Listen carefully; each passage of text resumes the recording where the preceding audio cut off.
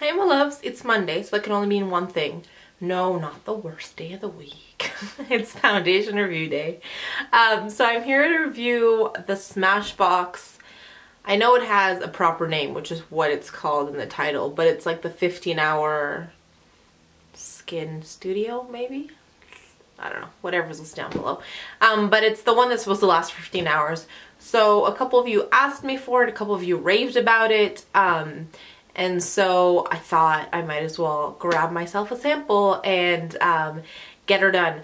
I know that I tend to grab, like I haven't actually bought many of the foundations that I review for you guys. And that's just because I know my skin. My skin is finicky when I want out of a foundation. Like I have a long laundry list of stuff. So I hate to buy stuff, just use it sort of to demo or to review for a week and then take it back because they're not going to resell it. So I prefer to just get a sample, that way I can try it out, and if I love it, I'll grab the full size, and if I don't, that way I don't feel like I've wasted a product. So I hope that makes sense. But I grabbed a sample from Sephora, and they didn't have 1.1, which I was thinking would be my shade, so I grabbed 1.2, but 1.2 is actually a really great match, even though it looks a little yellow, and you guys know how I feel about yellow foundations. It was a really great match. It is not what is on my face today. And the reason for that is because it broke me out. It broke me out, like painfully broke me out. Like, you know, the kinds of, not like all over, but like I had two here and then two here. And the ones here were like those angry pimples, like the ones that are like red and just like you can hear them screaming. Those kinds of pimples. So I was almost going to tough it out and put it back on my face just so I could film and then wash it off. But I remembered the screaming pimple and I was like, no, please no. So what I will do though is I will insert, in a second, I'll insert a picture of what it looked like on. So I'll insert just the picture of what it looked like at the beginning of the day. And what I did love about it was, you guys were right, it gave it a really beautiful, beautiful finish, really airbrushed, really lightweight. It was fantastic. It didn't look oily, it didn't look cakey, I did any of those kinds of things, and I could build it up to the kind of coverage that I want. It's liquidy enough that you could have a sheer coverage if you so chose, but it's nice and buildable that you could sort of get more coverage where you needed it. So on the areas where I have some more redness or whatever, I could really build it up.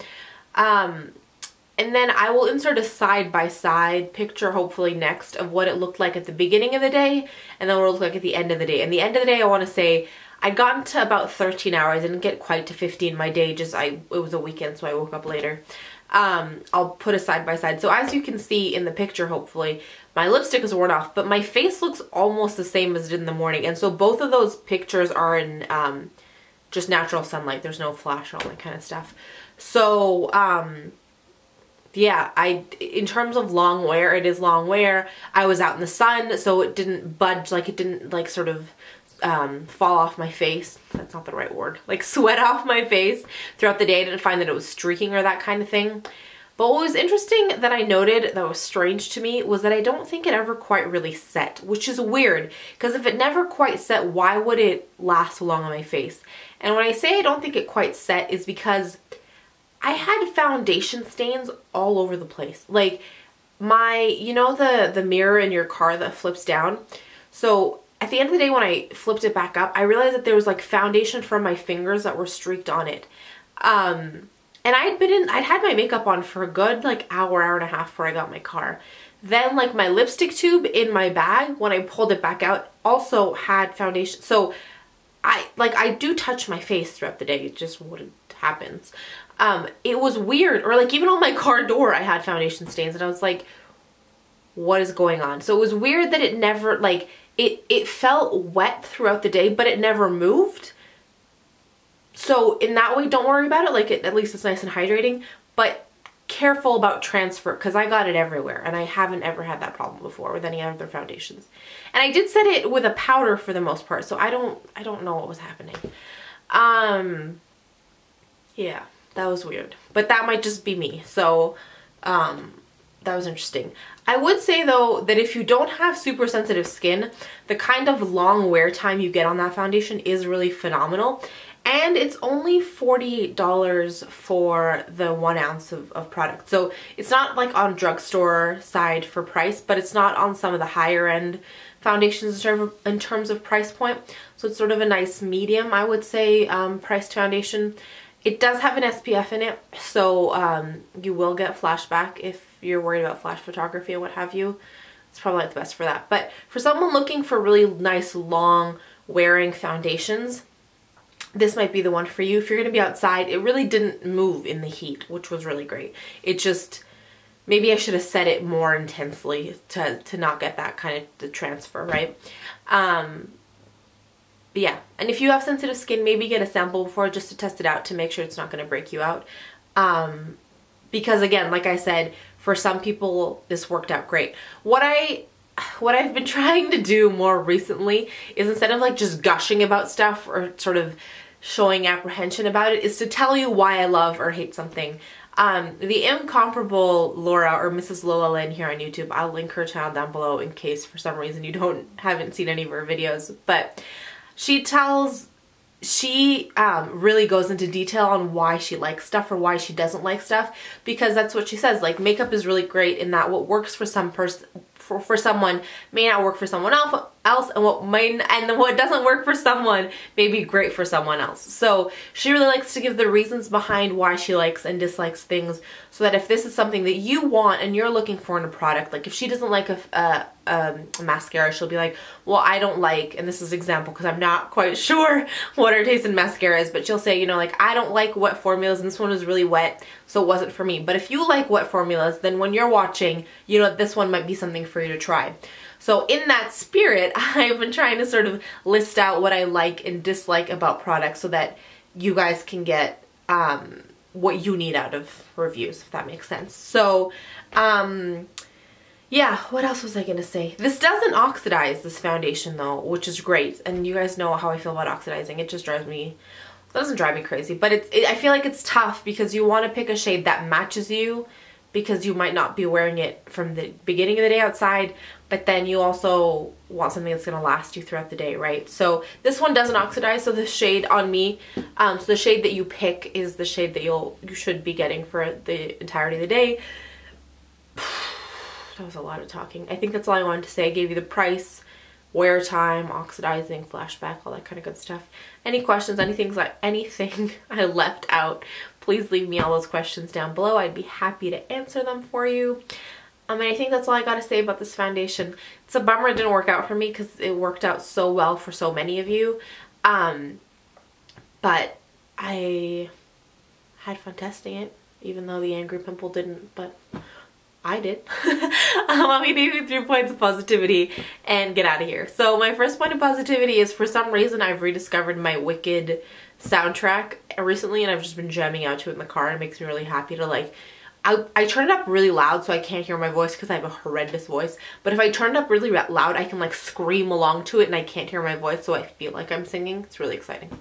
And it's really cathartic. Like, if you guys ever are like really in need of a good sort of release of anger or frustration or whatever, just belt out one of your favorite tunes. And if you need some confidence to do that, because like I couldn't just sit here and belt out songs because my voice sucks, just turn up that music and you'll be good to go. So hand in hand with that, my second point of positivity is I broke out my Rocky Horror Picture Show DVD, and I don't know if I've ever told you about the first time I saw Rocky Horror, but I had no idea what I was getting myself into.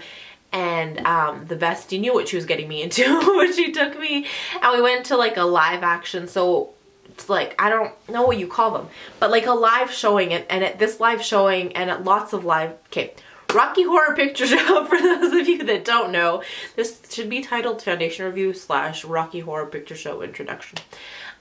It's like a cult classic film, in that it came out quite a while ago. I say quite a while ago, and I'm going to offend people because it was probably like 50 and 20 years. It's not a new release. And so when it came out, it was like so bad it was good. And so as a result, like, I don't think it did very well at the box office, but as a result, people gather on sort of a habitual basis to watch it together. So they still screen it at certain movie theaters, like usually independent movie theaters, and people will dress up and they go and they know all the songs and they know all the lyrics and they know all the kind of stuff. So all the songs and all the lyrics, that's the same thing, and all the words to the movie, and they dress up and they go. And then, I don't want to give too much of it away, but it's like a whole experience. And I didn't know what the movie was about. I don't know what I was getting myself into. But we see the movie and I'm hooked and I'm done. So the next day I'm like, Alex, we gotta go buy this DVD so I can actually understand what is happening and so I can rewatch this. It's never gonna be the same as watching it live, but I gotta rewatch it. So that was all a long ramble to tell you that my second point of positivity is I pulled my Rocky Horror DVD back out and I watched it yesterday. And it brought a smile to my face. I love that movie. But yeah, it's not like a kid-friendly movie. I should put that out there. Yeah, it's a pretty campy movie. So I'm just gonna put that out there. So yeah, that's my second point of positivity. And my third point of positivity is I told you a little while back that I went to see Maleficent. And so there's a song, I thought it was going to be in the movie, but it was at the end of the movie, the credits. Once Upon a Dream by Lana Del Rey. I don't like the Lana Del Rey version. Blasphemy, I know. But Perricone, who I've talked about many, many times, has a cover of it that I adore. I'll link it down in the description box.